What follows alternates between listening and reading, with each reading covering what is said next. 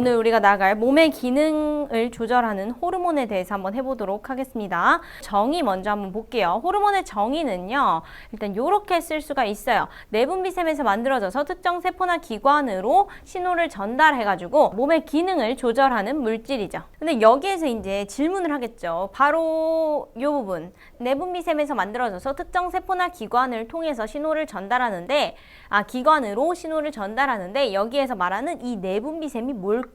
요거에 대해서 이제 궁금증을 표하는 친구들이 많을 텐데, 내분비샘이 뭔지 한번 보도록 하겠습니다. 일단 여기서 말하는 내분비샘은요, 호르몬을 분비해주는 가장 중요한 역할을 하고 있는 애죠. 그래서 호르몬을 분비하는데 만들어서 분비를 하고요. 얘가 이제 조직이나 기관으로 구성이 되어 있는 애고, 혈액으로 직접 분비를 해. 분비관 없이. 그 다음에 그 혈액의 흐름에 따라서 이제 어디로? 표적 세포나 기관으로 이동을 하는 거죠. 어떤 식으로 생겼냐면 요렇게 생겼다고 보시면 돼요. 네, 요 분홍이가 바로 모세혈관이고요. 그리고 여기에 이 노란 애들이 이제 세포인데요. 어떤 세포냐면 내분비 세포죠. 내분비 조직이나 내분비 기관을 이루고 있는 내분비 세포고요. 여기에서 이제 호르몬이 만들어지는 거지. 그럼 호르몬을 만들어가지고 어디로 분비하냐면 바로 이 모세혈관으로 분비를 하는 거죠. 그쵸? 그리고 여기서 파란 점들이 바로 호르몬이라고 생각하시면 돼요. 그리고 요거에 예시로는 뭐가 있냐면 우리가 흔히 아는 거 있죠. 이자도 있고요. 그리고 뇌하수체 이번에 배울 거고, 그리고 갑상샘, 그리고 부신 요런 것들이 있습니다. 네, 이런 것들 기억하시고, 그럼 외분비샘으로 바로 넘어가 볼게요. 내분비샘이 있으면 외분비샘도 있겠죠. 밖으로 뿜는 건데 얘는 뭐냐면 몸 밖이나 소화관으로 내보내는 분비물을 만드는 기관이나 조직인데요. 얘는 이제 분비관을 통해서 분비가 됩니다. 그래서 어떤 식으로 생겼냐면 약간 주머니 형태로 생겼는데, 여기 보면 요 안에 이 빨간색들 얘네가 이제 분비물이고, 요게 이제 외분비 세포겠죠. 외분비 세포. 그리고 여기 요렇게 이 분비물이 나가는 여기 요 구멍, 요게 이제 내가 말하는 그 분비관이라는 거지. 분비관. 그쵸? 그리고 빨간색이 분비물이죠. 그래서 얘네는 예시가 뭐가 있냐. 일단 땀 흘리는 거. 구멍을 통해서 나오잖아. 땀구멍을 통해 나오죠. 네, 땀샘, 그리고 침샘, 그리고 소화샘, 그리고 혹은 눈물샘, 이런 것도 포함이 되어 있습니다. 호르몬의 특징 보겠습니다. 2번 호르몬의 특징. 호르몬의 특징은 총 4가지인데요. 일단 1번부터 한번 볼게요. 1번, 정의 그대로야. 내분비샘에서 분비를 하고요. 그리고 혈액을 통해서 각 그 기관이나 세포로 운반이 됩니다. 이게 중요하죠. 내분비샘에서 분비가 되는데 혈액을 통해서 온몸으로 운반이 돼요. 분비관이 있다 없다? 네, 없다는 거죠. 없어요. 분비관 없이 직접 혈관으로 분비. 이게 첫 번째 특징이고요. 그리고 두 번째 특징은 뭐냐면, 두 번째 특징은 아까 내가 특정 세포나 특정 기관으로 나눠준다고 했죠. 그래서 이거를 다른 말로 하면 이제 타겟이 있는 거지. 타겟. 표적 세포나 표적 기관에만 작용을 한다. 그래서 요거를 이제 말하면, 한 단어로 말하면 기관 특이성이라고 하고요. 여기에 이제 예를 들어 요게 이제 호르몬이 분비되는 내분비샘이고요. 과정을 다시 한번 보자. 여기 일단 내분비 세포 있고, 그리고 여기 모세혈관이 있는데 이거 파란색은 호르몬이라 그랬죠. 그리고 저 친구가 이제 표적 세포예요. 그랬을 때 어떻게 되냐? 일단 혈관이 흘러 들어오고 이제 이렇게 이동을 하고 있는 중에 호르몬을 나눠주죠. 호르몬을 혈관에 직접 이렇게 줍니다. 호르몬을 줘요. 그럼 이 호르몬을 가진 혈관이 이렇게 쭉쭉쭉쭉쭉쭉 흘러서 표적 세포한테만 쫙 하고 뿌리는 건데, 근데 여기서 또 질문. 표적 세포에만 어떻게 알고 뿌리냐? 얘네가 뭐 컴퓨터 시스템화가 돼 있는 것도 아니고 뭐 주소를 써서 보내는 것도 아닌데 편지도 아닌데 어떻게 그러냐라고 한다면, 이 표적 세포에는요, 여기 이 삐쭉삐쭉한 거 있지. 이런 것처럼 각 호르몬에 맞는 수용체를 가지고 있어요. 그래서 예를 들어 A 호르몬이면 A 호르몬의 수용체를 가지고 있어. A만 받아들일 수 있는 거야. 예를 들어 B 호르몬이면 다른 표적 세포가 B 호르몬의 수용체를 가지고 있어. 그럼 B 호르몬만 받아들일 수 있어요. 다른 게 아무리 앞을 지나가도 안 맞아. 근데 해당하는 거, 맞는 거만 이렇게 작용을 한다는 거죠. 네, 그런 식으로 이렇게 표적 세포에만 작용을 합니다. 그리고 이제 이거 치우고 이제 세 번째 한번 보겠습니다.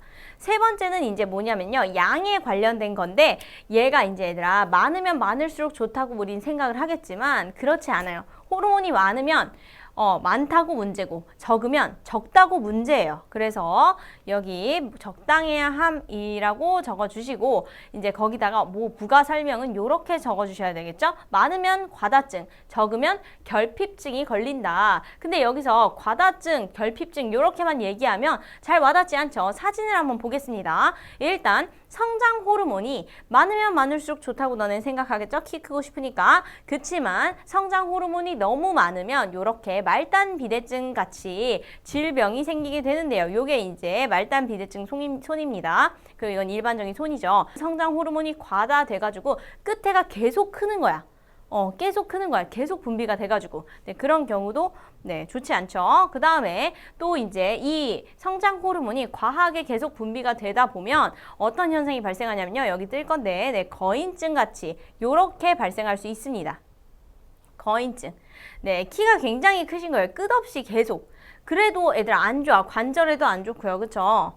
그렇죠. 적당한 게 좋습니다. 그리고 반면에 만약에 성장 호르몬이 결핍이 된다. 그럼 어쩌겠어? 이 사람 많이 컸잖아. 그럼 어떻겠어? 성장 호르몬이 결핍이 되면 네, 이렇게 소인증에 걸리기도 합니다. 소인증. 네, 소인증에 걸리기도 해요. 이런 경우는 성장 호르몬이 결핍된 경우죠. 그리고 이제 성장 호르몬 말고 이제 갑상샘에서 분비되는 티록신 한번 보면요. 티록신은요, 이제 체온 조절을 해주기도 하고 이제 다양한 역할을 하는 호르몬인데 이제 주 역할은 체온 조절입니다. 주 역할은 체온 조절인데 이 티록신이 과하게 분비가 되면 어떤 현상이 발생하냐? 네, 갑상샘 기능 항진증이라는 질병이 나오는데요. 요거 보면 잘 모르지. 그냥 눈 크게 뜬 것 같지만 안구 돌출이에요. 안구가 돌출되는 그런 증상이 발생해요. 또 예를 들면 다른 게 뭐가 있냐면 쉽게 체중이 빠진다거나 체중이 확 빠진다거나 아니면 기분이 엄청 오르락 내리락 하는 그런 증상이 이제 발생합니다. 근데 갑상샘 기능 항진증이라고 하면 갑상샘 기능 저하증이라는 것도 있겠죠. 그쵸? 티록신이 이제 거의 결핍된다면 그러면 이제 갑상샘 기능 저하증인데요. 얘랑은 이제 약간 반대적인 특징이 나와요. 예를 들어 체중이 증가한다거나 굉장히 무기력해진다거나 요런 등의 이제 우울증 요런 등의 증상이 나타납니다. 네, 요렇게 이제 다양한 그 질병들이 이제 호르몬과 연관이 되어 있죠. 요런 것들은 이제 다음 시간에 자세히 한번 더 다뤄볼 거고요. 이제 마지막 특징 한번 볼게요. 마지막 특징은요, 이제 네, 요겁니다. 미량으로도 생리작용을 조절할 수 있다는 거. 그러면 이제 넘어가가지고 호르몬의 작용 과정 한번 볼게요. 호르몬의 작용 과정. 일단 아까 그 그림과 호르몬 요렇게 첫 단계 가져오고요. 네, 여기 보시면 여기가 이제 내분비 샘인 거지. 내분비 세포들이 이제 혈관에 분비를 하죠. 그쵸? 그러면 일단 혈액이 들어와요. 혈액이 들어와서 여기에서 이제 어떻게 되냐면 내분비 세포에서 혈관으로 분비를 하죠. 네, 혈관으로 분비를 하죠. 요렇게 분비를 합니다. 그런 다음에 이제 어떻게? 네, 그런 다음에 이제 혈액이 어떻게 흘러. 이거 받은 혈액이 이제 흘러 이렇게 이동을 합니다. 흘러 이렇게 이동을 해요. 그러다가 이제 여기로 오면 어떻게? 표적 세포나 표적 기관으로 이렇게 쏩니다. 요렇게. 네. 이렇게 되는 게 이제 네, 호르몬의 작용 과정이라고 볼 수 있죠. 그럼 이제 여기에서 얘들아 보면 이 과정을 봐도 호르몬도 이제 어딘가로 신호를 전달하는 거고 저번에 배웠던 뭐 있어? 신경. 네, 뉴런이 전달하는 그 신경 있죠. 신경도 신호를 전달하는 거잖아. 그쵸? 그래서 이 둘을 비교하는 게 살짝 중요한 건데요. 그래서 이 다음에는 이제 비교를 해보겠습니다. 신경과 호르몬의 비교. 네, 신경과 호르몬 비교. 일단 호르몬을 한번 보면요. 호르몬은 세포에서 혈관으로 분비를 하고 그럼 혈관을 타고 가다가 네, 이렇게 표적 세포로 이렇게 분비를 합니다. 그쵸? 이게 호르몬이고요. 이와 다르게 이제 신경 같은 경우는요. 뉴런이라는 세포, 길쭉한 세포가 계속 연결되면서 거기서 신경이 짜자작 하면서 전기적 신호와 화학적 신호를 번갈아 가면서 이렇게 전달을 하는 거죠. 네, 그래서 요렇게 그릴 수 있는데요. 얘네들의 공통점은 뭐야? 사이좋게 일단 공통점부터 보고 가면 공통점은요. 다른 세포나 기관으로 신호를 전달한다는 점이죠. 그 다음에 이제 신경과 호르몬에 비교해서 차이점을 한번 보도록 할게요. 차이점. 네, 일단 첫 번째 전달 매개체부터 한번 볼게요. 전달 매개체 일단 일단 호르몬 같은 경우는요. 뭐가 전달 매개체야? 이쪽으로 작용하면 네. 여기로 나눠주면 뭐가 전달해? 혈액이 전달하죠. 혈액이 전달 매개체고요. 그 다음에 이 뉴런, 신경 같은 경우는요. 얘기해버렸는데, 네, 얘는 이제 뉴런이 이렇게 쭈쭈쭉 전달하는 거죠. 그쵸? 그 다음에 이제 또 뭐가 있냐. 여기에서, 넘어가가지고 전달 속도와 지속성을 한번 같이 봐볼 건데, 일단 생각을 해봐, 얘들아. 신경 같은 경우, 내가 이렇게 지나가다가 모서리에 새끼발가락을 탁 찧었어. 그럼 어때? 완전 짜릿하면서 파파박 아파! 막 이러고 소리 지르죠? 그쵸? 아! 이러고. 그치? 굉장히 빠르다고 볼 수 있어요. 신경은. 근데 호르몬은 어떠냐? 호르몬은 혈액을 타고 이러고 이동해가지고 표적세포한테 이러고 주고 이러고 계속 떠돌죠. 그쵸? 그래서 얘는 비교적 느린 편이고요. 반면에 신경은 방금 얘기했듯이 굉장히 빠른 편이죠. 그쵸? 근데 이제 지속성을 한번 보면은 얘들아 호르몬 같은 경우는 느리지만 어때? 느리지만 오랫동안 작용을 하고요. 오래 가요. 지속적으로 작용을 한다고 볼 수 있어. 예를 들면 성장 호르몬 같은 경우는 얘들아 작용을 하는데 이제 바로 파바박 반응을 하는 건 아니잖아. 그치? 지속적으로 이제 느리지만 굉장히 지속적으로 쭉 반응하는 거지. 우리가 잠깐만 크는 거 아니잖아. 잠깐만 팍 컸다가 줄어들고 이런 거 아니잖아요. 그쵸? 그래서 느리지만 지속적으로 작용을 하는 게 호르몬이고요. 반면에 요 뉴런 같은 경우, 신경 같은 경우는요. 빠르지만 굉장히 일시적으로 작용을 한다고 볼 수 있어요. 왜? 네, 이게 지나가다 발가락을 팍 쪘어. 그러면은 그 순간에 엄청 아프지만 조금 이따 가라앉아서 멀쩡히 생활하잖아. 그치? 그렇기 때문에 일시적이라고 볼 수 있습니다. 마지막 작용 범위만 보고 이제 한 줄 정리를 해볼 건데 일단 작용 범위를 호르몬 먼저 보면요. 얘는 일단 말해주고 설명해 줄게. 얘는 넓다고 볼 수 있고요. 반면에 신경 같은 경우는요. 작용하는 범위가 굉장히 좁다고 볼 수 있어요. 일단 신경 먼저 설명해주면 내가 그 얘기 계속합니다. 가다가 발을 딱 찧었어. 그럼 어때? 엄청 찌릿하지만 거기만 아프잖아. 그치? 막 갑자기 여기 찌릿하지만 온몸이 다 아파. 막 갑자기 쓰러져. 막 이런 거 아니잖아요. 그쵸? 이제 그런 거죠. 신경이 연결된 자극을 받은 신경이 연결된 부위만 작용을 하기 때문에 신경이 작용하는 범위는 좁다고 볼 수 있는데 반면에 호르몬 같은 경우는요.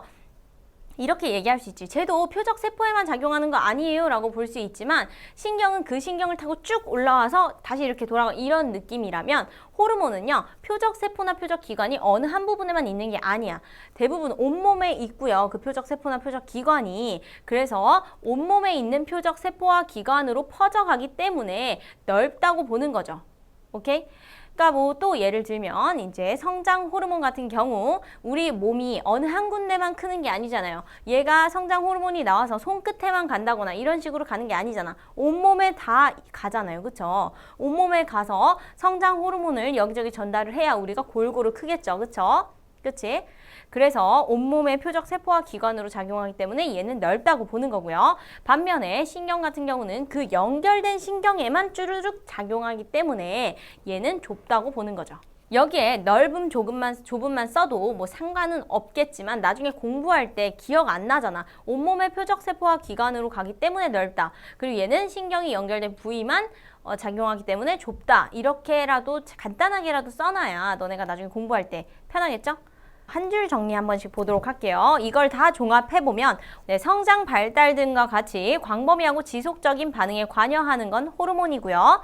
반면에 갑작스러운 환경 변화에 즉각적이고 신속한 반응에 조절을 관여하는 거는 신경이라는 거죠. 그래서 오늘은 여기까지 하고요. 내일은요. 이어서 호르몬 종류와 기능에 대해서 쭉 하고 결핍증, 과다증에 대해서 할 겁니다. 그럼 오늘도 고생하셨고요. 다음 시간에 만나요. 안녕!